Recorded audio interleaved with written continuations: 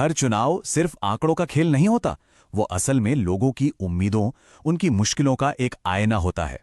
ये समझने के लिए कि शासन की मशीनरी जमीनी स्तर पर कैसे काम करती है, चलिए आज हम मध्य प्रदेश के सारंगपुर विधानसभा क्षेत्र के चुनाव को परत दर परत खोलकर देखते हैं। तो हम बात कर रहे हैं सारंगपुर की, मध्य प्रदेश के राजगढ़ जिले का एक विधानसभा क्षेत्र। हमारा पूरा विश्लेषण इसी जगह पर, यहाँ की जमीन, यहाँ के लोगों और उनके फैसलों पर केंद्रित रहेगा। ये बात बहुत गहरी है और राजनीति की हकीकत भी यही है। ये कोई आंकड़ों का खेल नहीं है। हर एक वोट के पीछे एक इंसान है, एक परिवार है, उनकी रोजमर्रा की जिंदगी है, उनके संघर्ष हैं और उनकी उम्मीदें हैं। जब तक हम उस जिंदगी को नहीं समझेंगे, तब तक हम उस वोट का मतलब कभी नहीं समझ पाएंगे। तो इसी सोच के साथ चलिए सबसे पहले सारंगपुर की जमीन को, वहां के समाज की नींव को समझते हैं, क्योंकि किसी भी जगह की राजनीति वहीं की मिट्टी से उपजती है।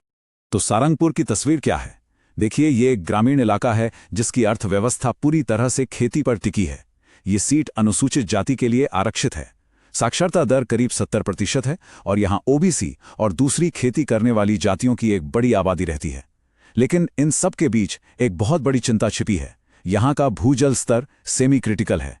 इसका सीधा मतलब है कि हम जमीन से जितना पानी निकाल रहे हैं उतना वापस नहीं जा रहा। ये भविष्य में एक बड़े जल संकट का संकेत है। और ये जमीनी हकीकत इस एक लाइन में सिमट जाती है। पानी की कमी और खराब सड़कें, ये यहाँ के लोगों की सबसे बड़ी और लगातार बनी रहने वाली शिकायतें हैं। ये हमें बताता है कि लोगों के लिए शासन का मतलब रॉकेट साइंस नहीं, बल्कि उनकी रोजमर्रा की मुश्किलों को हल करना है। और जब ये नहीं होता तो नाराजगी पैदा होती है। तो जब मुद्दे इतने साफ हैं तो नतीजों में इतना बड़ा उतार चढ़ाव क्यों आता है? इसे समझने के लिए हमें थोड़ा पीछे चलना होगा, सारंगपुर के चुनावी इतिहास में झांकना होगा। ये देखिए, पिछले 3 दशकों का सफर एक नजर में ही साफ हो जाता है कि यहां भारतीय जनता पार्टी का गढ़ रहा है। 1998 में एक बार को छोड़कर कांग्रेस यहां जीत नहीं पाई है। यहां तक कि 2018 में जब मुकाबला बहुत कड़ा था, तब भी जीत बीजेपी की ही हुई। ये एक बहुत मजबूत राजनीतिक पैटर्न की तरफ इशारा करता है। लेकिन असली कहानी इन आंकड़ों के अंदर छिपी है। 2018 को देखिए, जीत का अंतर सिर्फ 4381 वोटों का था। ऐसा लगा कि कांग्रेस मजबूती से वापस आ रही है, शायद हवा बदल रही है। पर फिर सिर्फ 5 साल में 2023 में जीत का अंतर उछलकर 23,000 के पार चला गया। बीजेपी का वोट शेयर वापस 55% पर पहुंच गया। सवाल यही है कि इन 5 सालों में आखिर ऐसा क्या बदला कि तस्वीर इतनी पलट गई। तो चलिए अब हम सीधे 2023 के जनादेश पर ही फोकस करते हैं और इन आंकड़ों की चीरफाड़ करके ये समझने की कोशिश करते हैं कि इस नतीजे को किन वजहों ने शकील दिया। सबसे पहले ये नंबर देखिए, 84.34%। ये सिर्फ एक आंकड़ा नहीं है, ये बहुत कुछ कहता है। इसका मतलब है कि सारंगपुर के लोग अपने घरों से बाहर निकले थे वोट डालने के लिए। वो चुप नहीं थे, उनके मन में कुछ था, वो अपनी राय देना चाहते थे। इतने बड़े टर्नआउट का मतलब है कि चुनाव लोगों के लिए मायने रखता था। और ये है नतीजे का सार, 23,054 वोटों का अंतर। ये कोई कांटे की टक्कर नहीं थी, ये एक तरफा फैसला था। हमें यह समझना होगा कि इतना बड़ा फासला पैदा कैसे हुआ। कौन से मुद्दे थे जो इतने वोटों को एक तरफ ले गए? और ये वोट शेयर की तस्वीर इस कहानी को और भी साफ कर देती है। बीजेपी को मिला 55.50%, एक निर्णायक बहुमत। वहीं कांग्रेस का वोट शेयर 2018 के मुकाबले लगभग 4% नीचे गिरा। राजनीति में ये 4% का स्विंग ही जमीन आसमान का फर्क पैदा कर देता है और यही यहां हुआ। तो ये सब हुआ क्यों? इसकी वजहें इन आंकड़ों में नहीं, बल्कि लोगों की रोजमर्रा की जिंदगी की शिकायतों में है।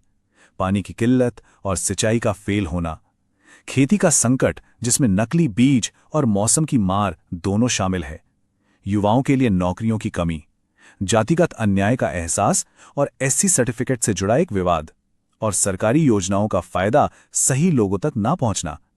ये सब वो चिंगारियां थीं जिन्होंने मिलकर नतीजे की आग जलाई।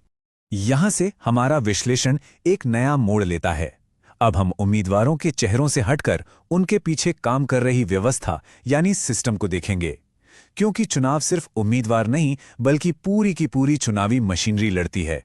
मुकाबला 2 अलग अलग कहानियों का था। एक तरफ थी कांग्रेस की कला मालविया, जिनकी छवि एक स्थानीय साफ सुथरी और आम महिला की थी। उनकी ताकत जमीनी सहानुभूति थी। दूसरी तरफ थे बीजेपी के गौतम टेटवाल, जो मंत्री थे, सत्ता का चेहरा थे। उनका नैरेटिव था कि वो सत्ता में है और काम करवा सकते हैं। लेकिन दोनों की कमजोरियां भी थीं।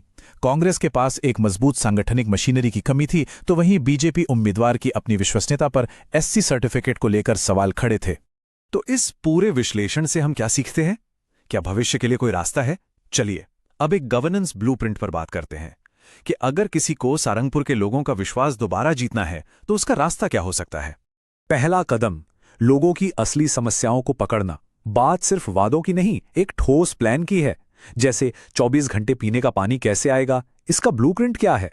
किसानों को एमएसपी और फसल बीमा की गारंटी कैसी मिलेगी? इसके लिए घर घर जाकर लोगों का दर्द सुनना होगा और उम्मीदवार को सिर्फ एक नेता नहीं बल्कि एक प्रॉब्लम सॉल्वर की तरह पेश करना होगा। दूसरा कदम, और ये बहुत जरूरी है, संगठन को जमीन पर दोबारा खड़ा करना। बूथ लेवल पर एक डिसिप्लिन टीम के बिना बड़ी से बड़ी मशीनरी से नहीं लड़ा जा सकता। डेटा का सही इस्तेमाल करके उन परिवारों तक पहुंचना जो अभी अपना मन नहीं बना पाए हैं, और हां, जो प्रतिद्वंदी की कमजोरियां हैं, जैसे वो जाति प्रमाण पत्र वाला मामला, उसे लेकर एक धारदार नैरेटिव बनाना और लोगों तक पहुंचाना। और तीसरा कदम है अपनी कहानी को सही तरीके से कहना।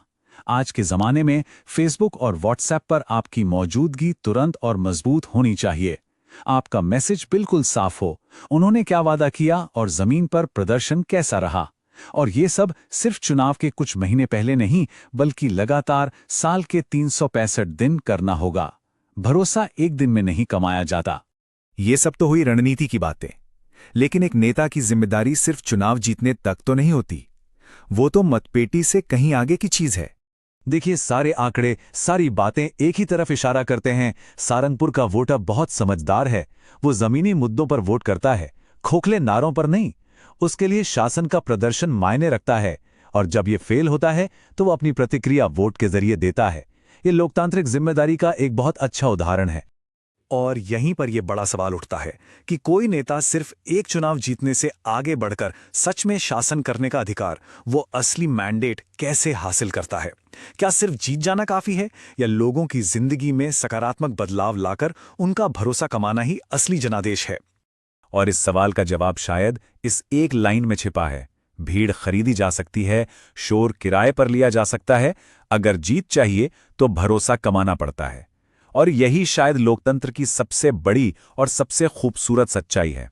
यदि आप एक जन केंद्रित नेता बनना चाहते हैं और अपने निर्वाचन क्षेत्र का उत्थान करना चाहते हैं, तो blueprintstrategies.ai से mgr@blueprintstrategies.ai पर संपर्क करें या 0800 403 4602 पर कॉल करें। राजनीति से परे